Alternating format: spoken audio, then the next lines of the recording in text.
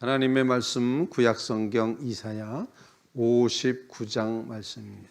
여호와의 손이 짧아 구원하지 못하심도 아니요 귀가 둔하여 듣지 못하심도 아니라 오직 너희 죄악이 너희와 너희 하나님 사이를 갈라놓았고 너희 죄가 그의 얼굴을 가리어서 너희에게서 듣지 않으시게 함이니라.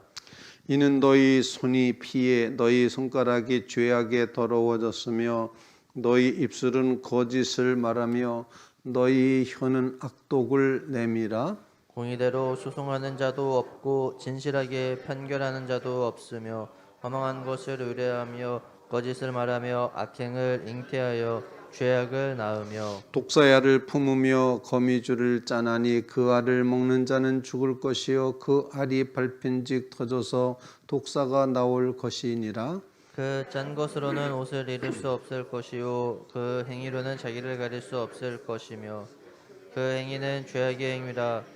그 손에는 포악한 행동이 있으며 그 발은 행악하기에 빠르고 무죄한 피를 흘리기에 신속하며 그 생각은 악한 생각이라 황폐와 파멸이 그 길에 있으며 그들은 평강의 길을 알지 못하며 그들이 행하는 곳에는 정의가 없으며 굽은 길을 스스로 만드나니 무릇 이 길을 밟는 자는 평강을 알지 못하느니라. 그러므로 정의가 우리에게서 멀고 공의가 우리에게 미치지 못한즉 우리가 빛을 바라나 어두운 뿐이요 밝은 것을 바라나 캄캄한 가운데로 행함으로 우리가 맹인같이 담을 더듬으며 눈 없는 자같이 두루 더듬으며 낮에도 황혼때같이 넘어지니 우리는 강장한 자 중에서도 죽은 자 같은지라. 우리가 곰같이 부르짖으며 비둘기같이 슬피 울며 정의를 바라나 없고 구원을 바라나 우리에게서 멀도다. 이는 우리의 허물이 주의 앞에 심히 많으며 우리의 죄가 우리를 쳐서 증언하오니 이는 우리의 허물이 우리와 함께 있음이니라. 우리의 죄악을 우리가 아나이다. 우리가 여호와를 배반하고 속였으며 우리 하나님을 따르는 데에서 돌이켜 보악과 패역을 말하며 거짓말을 마음에 잉태하여 낳으니 정의가 뒤로 물리침이 되고 공의가 멀리 섰으며 성실이 거리에 엎드러지고 정직이 나타나지 못하는도다. 성실이 없어짐으로 악을 떠나는 자가 탈취를 당하는도다. 여호와께서 이를 살피시고 그 정의가 없는 것을 기뻐하지 아니하시고 사람이 없음을 보시며 중재자가 없음을 이상히 여기셨으므로 자기 팔로 스스로 구원을 베푸시며 자기의 공의를 스스로 의지하사 공의를 갑옷으로 삼으시며 구원을 자기의 머리에 써서 투구로 삼으시며 보복을 속옷으로 삼으시며 열심을 입어 겉옷으로 삼으시고 그들의 행위대로 갚으시되 그 원수에게 분노하시며 그 원수에게 보응하시며 삼들에게 보복하실 것이라. 서쪽에서 여호와 이름을 두려워하겠고 곧 해돋는 쪽에서 그의 영광을 두려워할 것은 여호와께서 그 기운에 몰려 급히 흐르는 강물같이 오실 것임이로다. 여호와의 말씀이니라. 구속자가 시온에 임하며 야곱의 자손 가운데서 죄가를 떠나는 자에게 임하리라. 다 같이 여호와께서 이르시되 내가 그들과 세운 나의 언약이 이러하니 곧 내 위에 있는 나의 영과 내 입에 둔 나의 말이 이제부터 영원하도록 내 입에서와 내 후손의 입에서와 내 후손의 후손의 입에서 떠나지 아니하리라 하시니라. 여호와의 말씀이니라. 아멘. 살아계신 하나님의 말씀입니다. 오늘 주신 말씀을 통해서 여전히 그의 백성을 사랑하시고 그의 백성을 구원하시고자 하는 하나님의 아주 강력한 절대적인 의지를 오늘 본문 말씀에서 발견하면서 함께 기도할 제목을 나누는 귀한 새벽이 되시고 또 이 새벽에 주님의 거룩한 식탁에 우리를 부르셔서 주님이 우리 안에 우리가 주님 안에 그렇게 신앙의 신비와 일체를 이루며 살게 하시는 주님의 은혜를 같이 나누는 귀한 시간이 되시기를 바랍니다. 오늘 본문 말씀은 하나님과 우리 사이에 이제 이스라엘 백성들이 왜 하나님이 우리를 돌보시지 않을까라는 그런 하나님을 향한 원망, 왜 하나님이 우리를 구원해내지 않으실까, 왜 하나님이 우리를 건지지 않으실까? 이렇게 하나님 앞에 간직한 그 질문에 대해서 해답을 주고 있습니다. 먼저 오늘 본문 말씀에 보면 여호와의 손이 짧아 구원하지 못하심도 아니요 귀가 둔하여 듣지 못하심도 아니다. 하나님이 모르시지 않는다. 다 듣고 알고 계신다. 그런데 하나님의 구원이 늦어지는 것 같고 없는 것 같고 하나님이 도저히 우리를 사랑하시지 않는 것 같은 그 이유는 바로 너희 쪽에 있다라고 말씀하십니다. 2절 말씀입니다. 오직 너희 죄악이 너희와 너희 하나님 사이를 갈라놓았고 너희 죄가 그의 얼굴을 가리어서 너희에게 듣지 않으시게 함이니라. 그래서 하나님과 우리 사이에 죄가 있을 때는 하나님이 역사하실 수가 없다라는 그런 원리를 우리에게 가르쳐주고 있습니다. 죄는 어떤 의미에서 장벽과 같습니다. 그래서 죄는 우리가 나아갈 길을 막고 또 소통하는 것을 막아버리는 그런 역할을 하는 것이 죄의 모습이다. 죄 지은 인간은 도저히 하나님 앞에 나아갈 수가 없습니다. 벽에 갇혀 있는 것이죠. 그래서 오늘 본문에 죄라는 단어를 여러 번 표현하면서 하나님이 우리를 구원 못하시는 게 아니라 손이 없으신 게 아니라 또 못 보시는 게 아니라 듣지 못하시는 게 아니라 하나님과 우리 사이에 이렇게 갈라놓고 있는 죄의 문제, 죄와 허물이 하나님과 우리 사이를 갈라놓고 있다. 이렇게 표현을 하고 있습니다. 오늘 이 말씀을 기억하면서 죄의 문제는 어떻게 해결될 것인가? 하나님과 우리 사이에 놓여 있는 이 죄의 장벽을 하나님께서는 예수 그리스도의 십자가를 통해서 해결하신다 하는 원리를 우리에게 이미 가르쳐 주셨습니다. 이 말씀을 기억하면서 하나님, 우리가 하나님과 하나님께 나아갈 때 우리 앞에 놓여 있는 모든 죄의 문제, 이 심각한 문제, 이것 없으면 살 수 없는 문제, 이 문제를 주님의 십자가의 보혈로 해결해 주셨음을 믿게 하여 주시옵소서. 이렇게 간구하며 주님 앞에 나아갈 수 있기를 간절히 바랍니다. 오직 너희 죄악이 너희와 너희 하나님 사이를 갈라놓았다. 이 말씀을 꼭 묵상하면서 갈라놓아져 있는 이 죄의 장벽을 주님께서 다시 그 장벽을 허무셨다. 그렇게 표현을 할 수가 있습니다. 주님의 십자가가 하나님과 우리 사이에 가로막혀 있는 죄의 장벽을 무너뜨리시고 하나님 앞에 나아갈 수 있게 주셨으니 이 놀라운 복음의 은혜 앞에 감사하며 감격하며 살아갈 수 있게 주시옵소서. 그런데 여전히 우리의 죄는 하나님과 우리 사이를 갈라놓습니다. 그 갈라놓는 죄의 문제가 그 다음에 어떤 결과를 가져오는지를 쭉 설명을 하고 있습니다. 긴 구절을 설명을 하고 있습니다.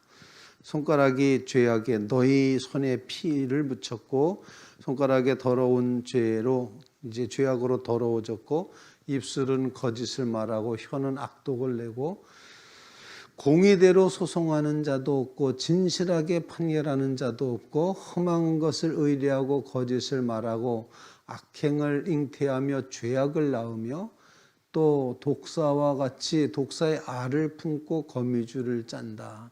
다 소용없는 짓이다 표현하면서 그 행위로는 자기를 가릴 수 없을 것이며 그 행위는 죄악의 행위라. 그 손에 포악한 행동이 있으며 그 발은 행악하기에 신속하고 빠르고 피 흘리기에 정말 신속하고 그 생각은 악한 생각이라. 계속 죄의 모습들을 쭉 표현하면서 죄의 결과는 어떤 결과이냐? 그들은 평강의 길을 알지 못한다. 정의가 없다. 그래서 평강을 알지 못하고 정의가 없는 결과를 가져오게 된다라는 것입니다. 이제 오늘 말씀을 통해서 주님의 십자가 보혈의 그 공로 아니고서는 우리가 구원받을 수 없는 이처럼 악독하고 진실하지 못하고 불의하고 정말 악을 행하는 평화가 없는 정의를 행하지 못하는 이런 인생의 모습이 우리의 모습이라는 것을 깨닫게 됩니다. 정말 죄의 문제를 주님의 십자가로 해결하여 주시옵소서. 간절히 간구하는 간구를 주님 앞에 올릴 수 있기를 간절히 바랍니다. 두 번째로 오늘 본문 말씀을 통해서 이 죄의 문제를 해결하는 방법을 오늘 본문에서 이제 하나님께 나아가는 방법을 가르쳐 주고 있는데 그 다음 9절부터는 백성들이 하나님 앞에 이제 자백을 하고 고백하기 시작을 합니다. 12절 말씀을 우리 같이 한번 읽었으면 좋겠습니다. 12절 말씀 다 함께 읽습니다. 시작. 이는 우리의 허물이 주의 앞에서 심히 많으며 우리의 죄가 우리를 쳐서 증언하오니 이는 우리의 허물이 우리와 함께 있음이니이다. 우리의 죄악을 우리가 아나이다라고 이렇게 고백함으로써 죄에 대한 고백을 하고 있음을 보여주고 있습니다. 죄는 회개해야지 된다라는 원리를 가르쳐주고 있습니다. 하나님, 우리의 죄와 허물을 주님 앞에 끊임없이 아뢰며 회개하게 하여 주시옵소서. 이런 간구를 두 번째로 올리실 수 있기를 간절히 바랍니다. 정말 하나님, 우리 죄를 용서하여 주시옵소서. 하나님과 우리 사이를 가로막고 있는 이 죄를 하나님 회개하오니 용서하여 주시옵소서. 우리의 죄를 우리가 알고 있습니다. 이게 죄구나 깨닫고 있습니다. 이 죄를 사하여 주시옵소서. 이런 간구를 주님 앞에 올릴 수 있기를 간절히 바랍니다. 이제 세 번째로 기도할 제목은 이처럼 회개한 그 백성을 향하여 하나님께서 하실 일, 이미 말씀드렸지만 예수 그리스도를 중재자로 하여서 하나님의 구원을 우리에게 스스로 이루어 주시는 그런 모습을 오늘 본문에서 예언이 되고 있음을 보여주고 있습니다. 16절 말씀에 보면 이제 사람이 없음을 보시며 중재자가 없음을 이상히 여기셨으므로 자기 팔로 스스로 구원을 베푸시며 자기의 공의로 스스로 의지하사 이렇게 표현합니다. 하나님이 하나님의 팔로 스스로 구원하시겠다. 이제 하나님 편에서 구원이 와야지 됩니다. 인간 쪽에서 아무리 해봐도 악독만 남아있고 죄악만 남아있고 허물만 남아있고 거짓만 남아있는데 하나님은 이것을 살피시고 그 정의가 없는 것을 기뻐하지 않으시고 사람이 없음을 보시며 중재자가 없음을 이상히 여기셨으므로 자기 팔로 스스로 구원을 베푸시며 하나님 편에서 구원이 임하는 것입니다. 자기의 의, 하나님의 공의를 스스로 의지하셔서 하나님의 오르심에 의지하셔서 인간에겐 소망이 없다. 인간은 구원받을 수가 없다. 인간에게서 뭘 찾으려고 할 필요가 없다라고 생각하신 하나님이 스스로 이렇게 구원의 팔로 스스로 자신의 의로 이 백성을 구원하기를 원하신다는 것입니다. 그래서 쭉 그 이후의 말씀에 보면은 이렇게 표현을 합니다.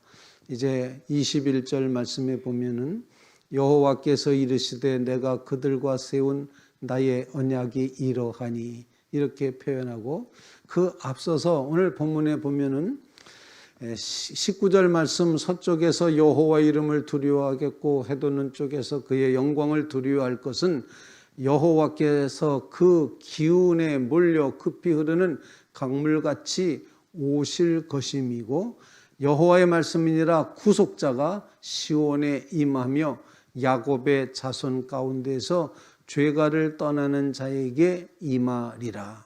이렇게 말씀하시므로 구속자가 시온에 임한다. 하나님의 독생성자 예수 그리스도를 시온에 보내셔서 구원하시겠다. 이렇게 표현을 하고 있습니다. 그래서 주님이 오심으로 모든 죄의 문제가 해결되고 하나님의 은혜 가운데 거하게 되는데 하나님이 이렇게 다시 구원하신 그 백성과 언약을 맺으셔서 그들과 세운 나의 언약이 이러하다. 이렇게 말씀하시면서 내 위에 있는 나의 영과 내 입에 둔 나의 말이 이제부터 영원토록 계속 이어져 갈 것이다. 이렇게 표현합니다. 즉 주님의 성령과 주님의 말씀이 우리를 이제 이렇게 세워주시고 끝까지 하나님과의 관계를 이어갈 수 있게 해주신다. 그래서 너와 내 후손과 내 후손의 후손, 거기에서 이 말씀이, 성령과 말씀이 우리를 꼭 붙드셔 언약의 백성 삼으신 이 사실을 흔들리지 않도록, 움직이지 않도록, 떨어지지 않도록 그렇게 붙들어 주신다라고 말씀하고 있습니다. 주님의 오심으로 말씀과 성령으로 우리를 새롭게 하여 주시고 언약 백성 삼으신 이 구원의 은총 앞에 늘 감사하며 살게 해 주시옵소서. 이런 간구를 주님 앞에 올릴 수 있기를 간절히 바랍니다. 하나님, 우리의 죄 때문에 주님은 십자가에 지셨습니다. 하나님, 우리의 죄를 회개합니다. 또 하나님의 말씀과 성령으로 우리를 사로잡아 주시옵소서. 이렇게 간구하며 기도하는 귀한 새벽이 되시기를 주님의 이름으로 부탁을 드립니다.